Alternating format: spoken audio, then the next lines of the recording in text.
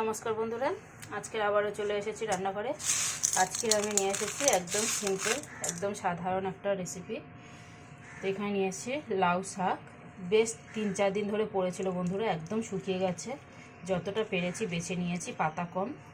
বড় বড় পাতাগুলো আমি আলাদা রেখে দিয়েছি, ওটা একটা অন্য রেসিপি বানাবো, আপনাদেরকে অবশ্যই শেয়ার করব। তো এখানে নিয়েছি কিছুটা ডাল, কিছুটা বলতে 50 গ্রাম মতো ডাল আছে, খুব বেশি নিইনি। আর এখানে একটা আলু নিয়েছি ছোটো মতো, যার 4টে কি 5-6টা টুকরো হয়েছে, এরকম লম্বা লম্বা করে নিয়েছি। আর শাকগুলোকে এইভাবে কেটে নিয়েছি, পুরো লাউ শাকগুলোকে। পাতা একদম কচি 2-3টে পাতা দিয়েছি, আর বাকিগুলো ডাঁটা। তো আমি এটাকে পুরোপুরি প্রেসার কুকারে রান্না করব। তো এগুলো ভালো করে পরিষ্কার করে আমি ধুয়ে নিই, দেখাচ্ছি। তো এখানে দেখুন বন্ধুরা, ডালটা কিন্তু বেশ ধুয়ে পরিষ্কার করে নিয়েছি আর জল দিয়ে দিয়েছি। আর এখানে নিয়েছি একটা ছোট টমেটো 4 টুকরো করে, 3টে কাঁচা লঙ্কা, আর এই যে শাক। আমি এটাকে প্রেসার কুকারে দিচ্ছি, কারণ খুব ঝটপট আমাকে বানাতে হবে, একদম হাতে সময় নেই। আপনারা কিন্তু চাইলে ঠিক এইভাবে কড়াইতেও করে নিতে পারেন সেদ্ধ করে। ফোড়নটা আমি পরে দেব, তাই আগে সেদ্ধ করে নেব। এখানে লাউ শাক আর আলুটাকে দিয়ে দিলাম, এখন ডালটাকেও দিয়ে দিলাম। আপনারা জলটা বুঝে শুনে দেবেন, কতটা কি জল লাগবে, পরে কিন্তু অবশ্যই জল দেওয়া যাবে।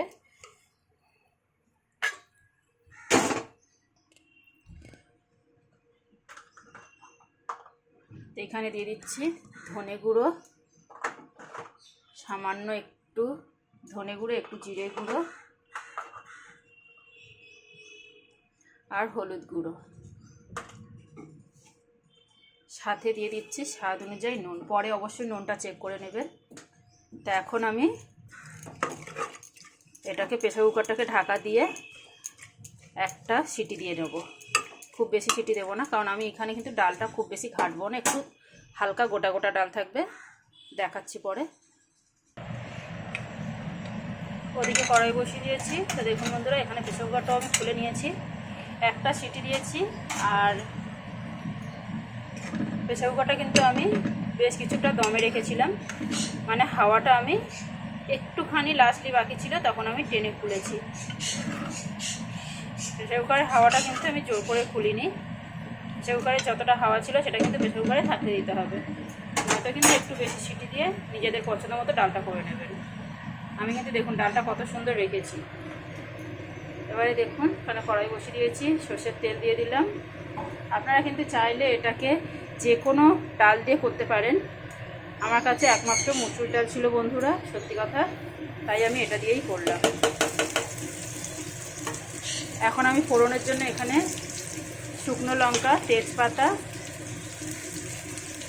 আর কালো জিরে, রসুন আর পেঁয়াজ কুচি দিয়ে দিলাম। এটাকে খুব সুন্দর করে এবারে ভেজে নেব। আপনারা কিন্তু চাইলে এটাকে নিরামিষও বানাতে পারেন। আমি যেহেতু মসুর ডাল দিয়ে করেছি, তাই পেঁয়াজ রসুন দিয়ে ভালো করে ফোড়নটা দিচ্ছি। এটা প্রেসার কুকারে করেছি, তার কারণ হচ্ছে খুব চটপট, আর একদম হাতে সময় না থাকলে এভাবে রান্না করতে পারেন, ভীষণ তাড়াতাড়ি হয়ে যায়। আর কড়াইতে করলে বন্ধুরা আপনারাও জানেন, কড়াইতে ডালটা সেদ্ধ হতে একটু সময় লাগে। পেঁয়াজটাকে দেখুন বন্ধুরা, বেশ লাল করে কিন্তু ভেজে নিয়েছি, রসুনগুলো পুরো লাল হয়ে গেছে। এখন কিন্তু আমি গ্যাসটাকে একদম কমিয়ে দিয়েছি। এখন আমি দিয়ে দিচ্ছি ডাল।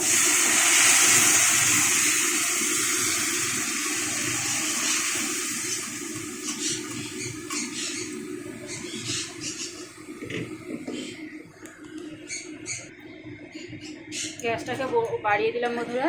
এই সময় কিন্তু নুনটা চেক করে নেবেন। দেখুন কত সুন্দর দেখতে লাগছে, আর পেঁয়াজ রসুনের যে গন্ধটা, সেটা কিন্তু একটা দারুণ স্মেল লাগছে।